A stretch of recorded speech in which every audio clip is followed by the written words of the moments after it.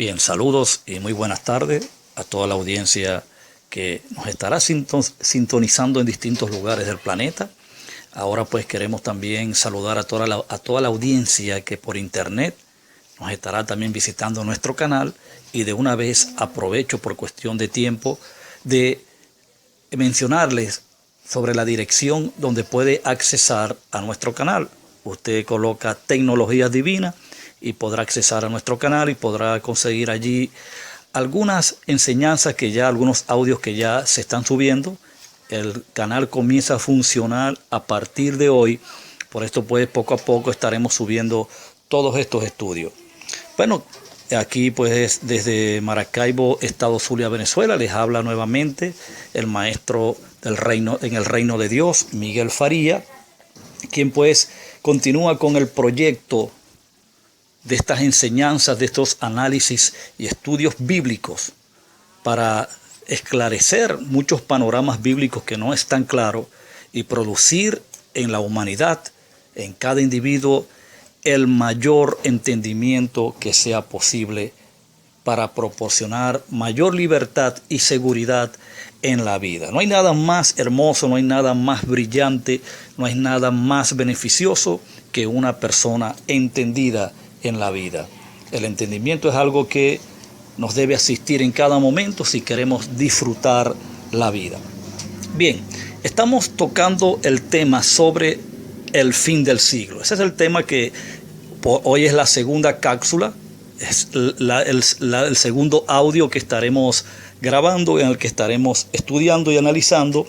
Por esto pues te pido en este momento que prestes atención, agarra tu Biblia, agarra un cuaderno, un bloc de notas, un papel, un bolígrafo, un lápiz, lo que tenga a mano, y por favor anota porque es muy importante el tema. El fin del siglo. Yo quiero que vayas rapidito, por favor, para que ganemos tiempo, al Evangelio según San Mateo, capítulo 24, el versículo 3. Dice así la palabra de la siguiente manera: y estando él sentado en el monte de los olivos, los discípulos se le acercaron aparte diciendo: dinos cuándo serán estas cosas y qué señal habrá de tu venida y del fin del siglo. Es decir, los discípulos, para que ganemos tiempo, a causa de lo que Jesús declaró proféticamente dentro del templo y posteriormente al salir, cuando ellos le mostraban la gran edificación del templo de Jerusalén, construido por Herodes, pues eso les inquietó mucho a ellos, eso les llamó mucho la atención.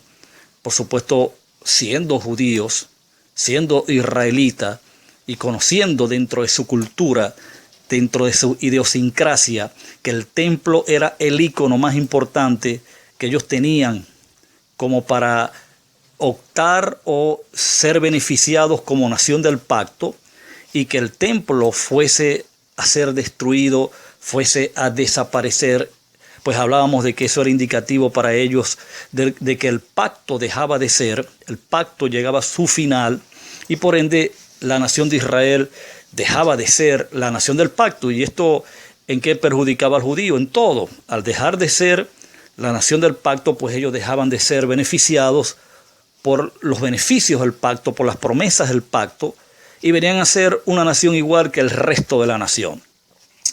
Ahora bien, la pregunta, por esto que se genera la pregunta en ellos, porque ellos ligan inmediatamente a una venida divina. La palabra aquí es parusía, y esta palabra se utilizaba entre los griegos, significaba cuando un judío tomaba posesión, o debo decir, cuando un rey, cuando un rey tomaba posesión de su reino, cuando se sentaba ya a reinar. Eso es lo que implicaba parusía, que es la palabra que usted está leyendo acá en el versículo 3 como venida.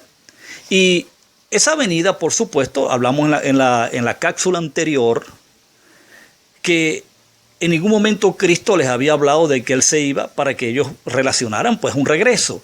Porque es que la palabra ahí venida no tiene que ver con un regreso o un movimiento de un lugar a otro.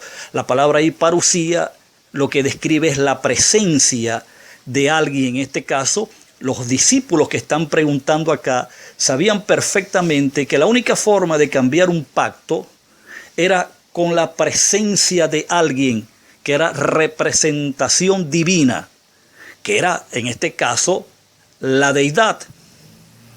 Era Dios mismo quien estableció este pacto, era el único indicado, el único capacitado plenamente para poder mudar un pacto y establecer uno nuevo. Eso, por supuesto, los discípulos lo entendieron perfectamente y es lo que ellos tienen en mente cuando están haciendo la pregunta.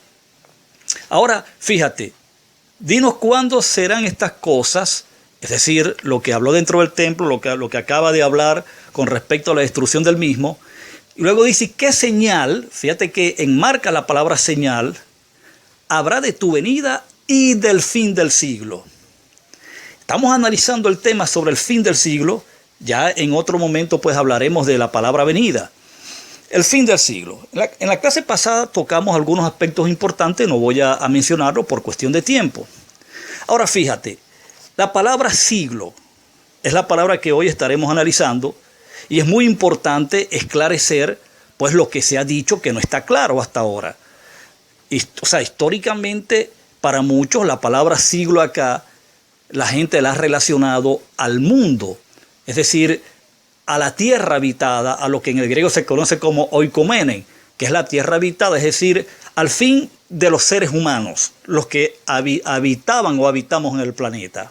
Otros pues han tratado de relacionarlo al cosmos, es decir, al planeta como tal, es decir, que lo que se ha querido transmitir es que tanto el planeta Tierra como los seres humanos iban a terminar, iban a llegar a un final, iban a desaparecer. Es decir, iba a haber un cataclismo, algo como que la Tierra explota y los seres humanos, por supuesto, desaparecemos del planeta. Pues bien, no es realmente lo que la palabra sí encierra. La palabra acá, repito, en Mateo 24, versículo 3, es la palabra del griego aion, no es cosmos, ni tampoco es la palabra oikomenen, es la palabra aion. Cuando aquí los apóstoles están preguntando cuándo será el fin del siglo, la palabra aion allí como siglo, aparece como siglo en la Reina Valera, describe una era, describe una época, describe una administración. En tiempos del primer siglo se hablaban de dos aiones. Se hablaban del aión judío y se hablaba del aión del Mesías. ¿Por qué? Porque en el primer siglo estaban presentes dos pactos. Pablo claramente lo menciona en Gálatas capítulo 4, versículo 19 en adelante, tomando como alegoría a las dos mujeres que tuvo Abraham, a su esposa Sara y a la sierva que tomó por mujer, que sería Agar. Una representaba al pacto de la ley y otra representaba al pacto de la gracia. Ahora, la palabra aión es bien importante porque no está describiendo, repito, no está describiendo al planeta Tierra ni tampoco está describiendo a los seres humanos en general. No es correcto. La palabra aión acá está describiendo a la era o a la época de una administración. Es como cuando hablamos de cielos y tierra nueva. Es cuando usted se encuentra en la Biblia de que Dios va a quitar unos cielos y va a colocar otros cielos y otras tierras. O sea, y otra tierra. O sea, ese tema lo vamos a analizar por acá, lo vamos a estudiar, pero más o menos para que tenga una idea, lo que se está tratando de escribir es un nuevo orden espiritual, es el establecimiento de nuevos kairos, de nuevos moveres de Dios, es decir, la agenda de Dios establecida en el curso humano, cumpliendo con los propósitos divinos. Cuando los apóstoles están preguntando acá acerca del fin del siglo, para que ya lo tenga claro, está hablando el fin de la ley, el fin de los cielos y la tierra de la ley, el fin de la administración del pacto de la ley, porque ellos ligaron la destrucción del templo, oiga bien, que era donde se llevaban a cabo todo el sistema sacrificial de la ley, es donde se llevaba a cabo toda la obra solemne sacerdotal, es donde se hacían todas las ofrendas importantes de la ley, que era lo que le daba mayor relevancia a la nación judía. Todo esto iba a acabar. Y al esto acabar, por supuesto que lo que estaba indicando era que el pacto de la ley terminaba como tal.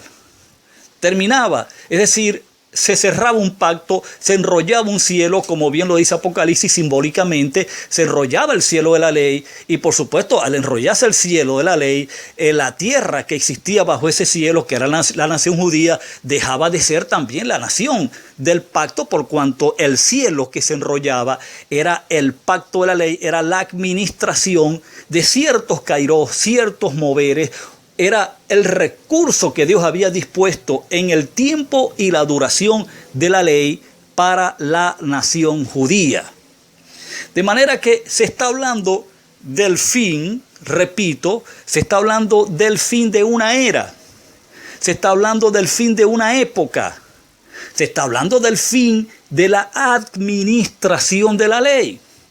Porque era algo ya que tenía que suceder, era algo necesario que tenía que ocurrir. ¿Por qué? Porque mientras la sombra de las cosas reales, la imagen de las cosas reales, los ejemplos de las cosas reales contenidas en la ley permaneciesen, entonces las cosas reales, las imágenes de las cosas, la esencia misma del beneficio que Dios quería traer para el ser humano no aparecería.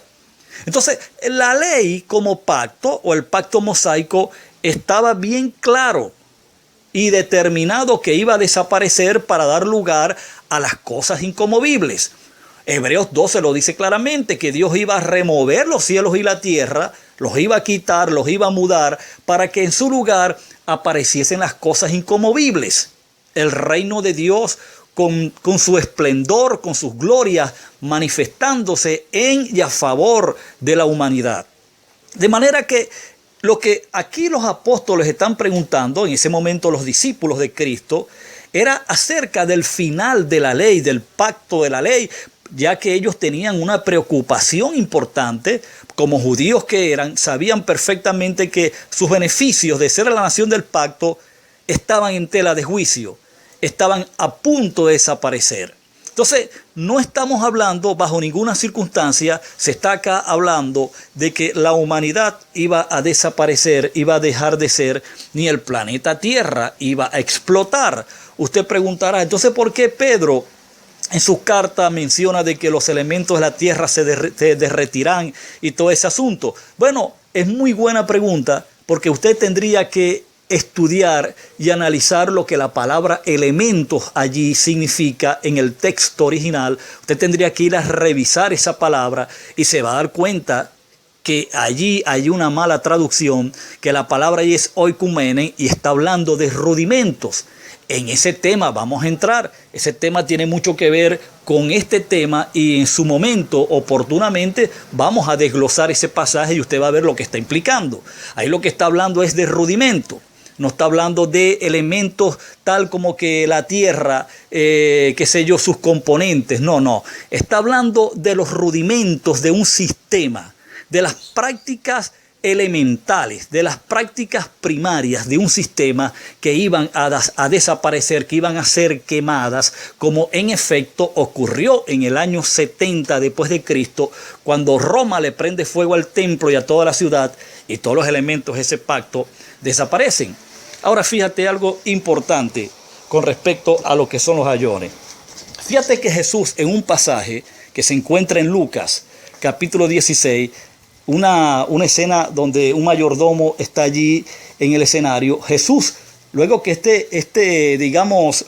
mayordomo justamente juzga a quienes le debían, Jesús le dice que los hijos de este siglo, refiriéndose a los hijos de la ley, a los hijos del pacto de la ley, a los hijos del ayón de la ley, pues sagazmente trabajan con los hombres, tratan a los hombres, mas los hijos de la luz, hablando a los hijos del nuevo pacto del ayón del Mesías, pues no proceden de la misma manera. Entonces, ¿de qué estamos hablando? Estamos hablando de que la palabra siglo allí está haciendo referencia al pacto de la ley. Y Cristo, cuando le habla a sus discípulos acerca de este personaje en el capítulo 16, versículo 8, específicamente de Lucas, les está describiendo es a los hijos de la ley, a los que vivían bajo la ley, a los que observaban la ley y querían alcanzar la justicia por el pacto de la ley, que ellos sagazmente trataban a los seres humanos, cosa que los hijos de justicia no hacían. Pablo también en Gálatas 4, ya para terminar, Gálatas capítulo 1, verso 4, hablando de que Cristo los libraba a ellos del presente siglo malo, haciendo referencia a la ley, al pacto de la ley o al ayón judío. Ahora bien, amado, el tiempo, lamentándolo mucho, terminó. Pues resta invitarlos y a estar pendientes de los próximos audios, ya que van a estar subiéndose al canal de YouTube. Usted puede accesar nuevamente, repito, a la dirección de Tecnologías Divinas. Puede accesar al canal y escuchar todos estos audios. Por ahora, pues, no me queda más que despedirme, desearle que continúe siendo bendecido y un fuerte abrazo desde acá a la distancia. Será hasta la próxima.